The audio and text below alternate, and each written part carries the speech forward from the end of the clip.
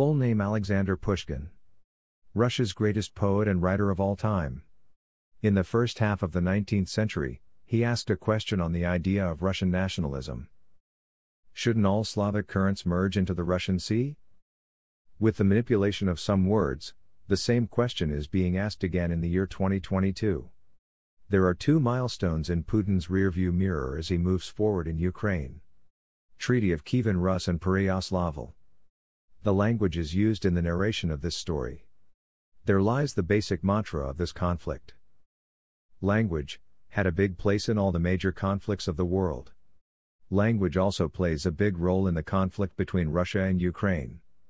And to understand this role, needless to say, we have to walk in history. Switch to Ukrainian. It is the year 2015. Then suddenly some videos started appearing on YouTube of Ukraine. Under the name Switch to Ukrainian. Only a few thousand people saw them. But still, there was news in the newspapers about them. Because more than half of the views of these videos came from the Kremlin. That is to say, Russia had a special eye on these videos. What was it like in these videos?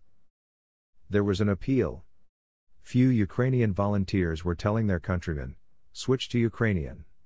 Further in the video, it is said, wherever the Russian language is spoken, the interest of Russia will increase there. If we speak their language, they will get an excuse. And they will reach with their troops in the name of liberating us. And we will be able to breathe only by mixing us in ourselves. The special significance of this event was because the voices of resistance were rising in the civil society of Ukraine against Russia. He understood that the script which was played in Crimea could be repeated with the rest of Ukraine as well. These people were making language a weapon for their resistance. There are mainly 3 languages spoken in Ukraine. About half the people speak Russian. And half Ukrainian. And in these two groups, there is an overlap of the third language, Sarzayek. It is a mixture of Russian and Ukrainian language. Russian and Ukrainian are both languages of the Slavic family. Both originated in the era of Kievan Rus. But when Russia annexed Ukraine, a big problem arose for the Tsarist regime of Russia. In Ukraine, a rebellion about linguistic identity began to flourish. And the more language identities became dominant, the more it was reinforced that Russia and Ukraine were two separate identities. Not one. Ukrainian identity question. In January 1845 a society was formed in Ukraine. The name was the Brotherhood of Saints Cyril and Methodius. The purpose of this society was to spread the spirit of the Ukrainian Brotherhood. These people were not demanding the independence of Ukraine. But they definitely used to say that Russia should be a federation, where all Slavic states get equal status, instead of Russia showing hegemony over everything. The Brotherhood of Saints Cyril Society was not so fierce in its demand. But he had a relationship with a revolutionary poet, Taras Shevchenko. Shevchenko clearly demanded the independence of Ukraine. Therefore, when his writings were found with the members of the Society Society, all the members were either arrested or deported to Serbia. In March 1847, the government also banned the society. Society is over. But within a few years, the effect of his work started showing. The founder of the society, Nikolai Kostomarov, was a specialist in East Slavic folktales. It was he who first gave the idea of two Russia, according to which the people of Russia were of two types, not one. Previously those who came from Kiev, South Russian people, and other Novgorodian Russians, which he named North Russian. Kostomarov wrote about the folk songs of the southern Russian people and their folk tales. Based on this, he talked about a separate Ukrainian identity. He named this distinct identity nation spirit, the core of which was the idea that Great Russia, Northern, and Little Russia, South, are fundamentally different. And these are two different Russian nations. One of his essays on this idea became very famous. The name was Two Russian Nationalities. Kostomarov was also arrested in 1847. But the effect of his work was that the elite class of Ukraine was exposed to its history for the first time. Romata started in the villages of Ukraine. Romata means small groups. Since no attention was paid to education from Russia, therefore, This Romada became a means of knowing Ukrainian history. Literature and journals were a major part of this new cultural movement, which began to appear in Russian and Ukrainian languages for the first time. During this time, the biography of Bohdan Khmelnytsky was also printed for the first time. Never was, never is, never will be. Until now, talking about Ukrainian culture in Russian cultural circles was a fashion thing. But as soon as talk of Ukrainian identity began, it was compared with Russian Pan-Slavism. The Russian right vehemently opposed it, calling it a Polish conspiracy. A part of Poland was then under Russian occupation. People in this area also started complaining that they were being made scapegoats for the Ukrainian Cultural Revolution. In 1861, the monarch Alexander II of Russia introduced some new reforms in the administration of the country. Alexander II initiated the abolition of the people who were called serfs who worked as forced labor. This angered the landowners of the country. And among them were those people who owned land in Ukraine. During that time another incident happened.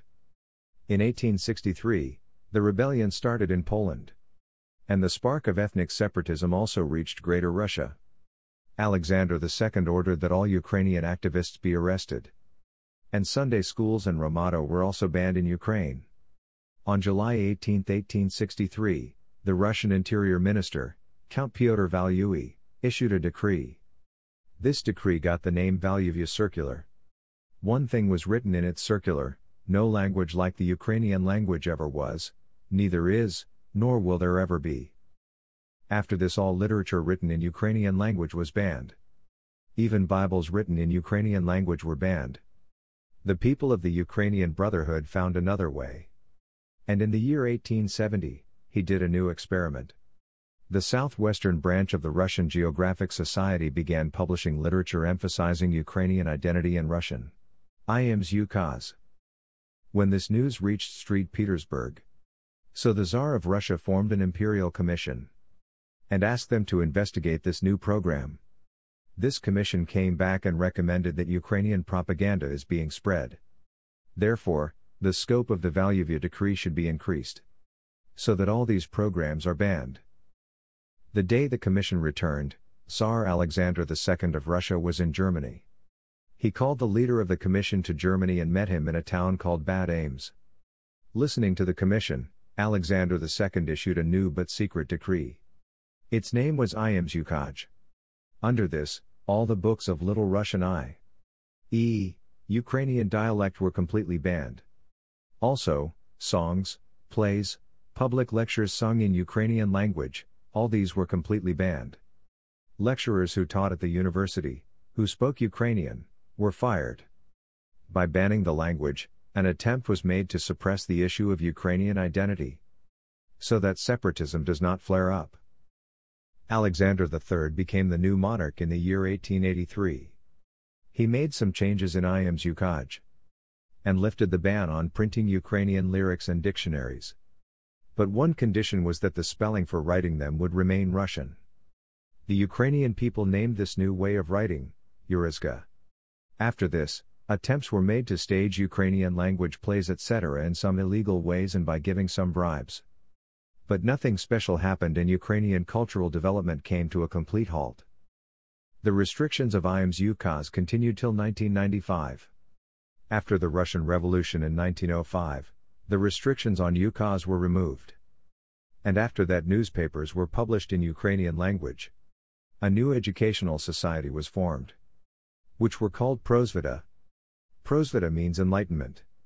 Some professors also started teaching in the Ukrainian language. Ukrainian language schools were started in the church. In 1910 the AMS function was reinstated, leaving only one state left for Ukrainian identity. This kingdom, named Galicia, was located on the border of Ukraine, Poland. This area was out of reach of Russian authorities. Therefore Ukrainian culture flourished here in the early 20th century, after the Russian Revolution. The Ems office has never been repealed in Russia or Ukraine. After the Russian Revolution of 1917-18, all imperial laws were void. And the existence of Ems Ukaz also ended. In 1923, the Bolsheviks established their rule and Soviet Ukraine was established. The Bolsheviks started work outside the policy of the Russian Empire. The reason for this is not because he was enthused by Ukrainian identity. Rather because he wanted to see the power of the supporters of the Russian Empire diminishing. He gained public support by promoting Ukrainian identity and bolstered the image of the Soviet government. This new policy was named Koreanization. Under this policy until 1930, the Bolsheviks promoted the identification of separate parts of the Soviet Union. And many such programs were run, from which Ukrainian culture progressed. But after 1930 this policy changed. And Ukrainian culture was declared a program of bourgeois nationalists. Ukrainian intellectuals were once again targeted. The Ukrainian faction of the Communist Party was also dismantled. This policy was followed in the Soviet Union for the next 60 years. During this, Ukrainian identity was considered contrary to the interests of the Soviet Union.